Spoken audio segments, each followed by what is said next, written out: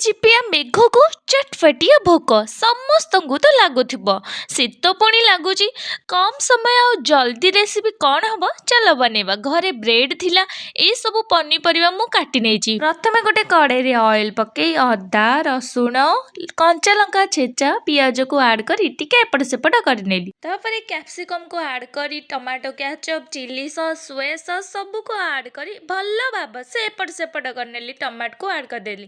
ଚାଲ ଏବେ ହନି ପକେଇବା। लेकिन ନା एक ହନି सेकंड ଡବାରେ ତ ଲୁଣ ଅଛି। ଏଇଟା ତ ଭାରତୀୟ ମାନଙ୍କର ଖାସିୟତ। ଲୁଣକୁ ଆଡ୍ କରିସାରିଲା ପରେ ହଳଦୀ ଗୁଣ୍ଡ, ଲଙ୍କା ଗୁଣ୍ଡ, ଜିରା ଗୁଣ୍ଡକୁ ଆଡ୍ କରିସାରି ବାଡିରେ ଲେମ୍ବୁ ଅଛି ବୋଲି ଯୋଉଥିରେ ବି ଲେମ୍ବୁ ପକେଇ ତ ଟିକେ ଖଟା ମିଠା ଲାଗୁଛି। ତାପରେ ଧନିଆ ପତ୍ର ପକେଇ ପ୍ରସ୍ତୁତ ହେଇଯାଇଥିଲା ମସଲା। ତାପରେ ବ୍ରେଡକୁ କାଟି ମସଲାକୁ ପୁରା ଭଲ ଭାବ ସେ ବ୍ରେଡରେ ଲଗେଇ ପୁରା ମେକଓଭର କରିଦେଇଥିଲି। ମୁଁ ଆଗ ଗୋଟି ନେଇ ଖାଇ ପକେଇଥିଲି। ଖାଅ ପିଓ ମଜା କର।